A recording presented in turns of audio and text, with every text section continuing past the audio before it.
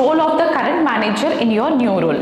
So ఎలా ఉంటుందంటే, కొంతమంది ఎంప్లాయీస్ నేను ఆల్రెడీ కొత్త జాబ్ చూసేసుకున్నాను, ఇప్పుడు నేను పాత ఆర్గనైజేషన్లో నోటీస్ పీరియడ్లోనే ఉన్నాను, అండ్ ఇన్ హ్యాండ్ టాస్క్లు ఉంటాయి కదా, అవి పట్టించుకోకుండా వేరే ఎంప్లాయీస్ టీం పైన వదిలేయడము, లేదు అనంటే ఈ మేనేజర్ని ఇగ్నోర్ చేయడము, అంత పట్టించుకోకపోవడము, అలాంటివి చేస్తూ ఉంటారు.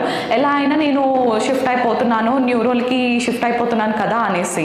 So that is the big mistake you are doing అనమాట. ఎప్పుడు అలాంటి మిస్టేక్ అసలు చేయకూడదు, ఇగ్నోర్ చేయకూడదు, అండ్ ఇన్ హ్యాండ్ టాస్క్ అనేది కంప్లీట్ చేసే వెళ్ళాలి. And never ignore your current manager అనమాట. This is the big mistake.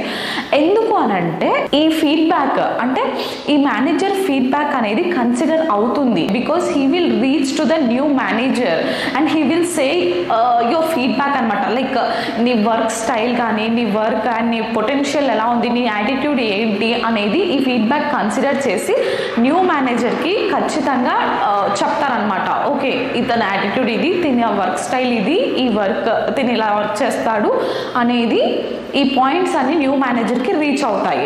So new మేనేజర్కి రీచ్ అయిన తర్వాత ఏమవుతుంది, definitely he will be ignoring you, right? So ఈ పొజిషన్ ఇతనికి కరెక్ట్ కాదనేసి ఇగ్నోర్ చేస్తారు.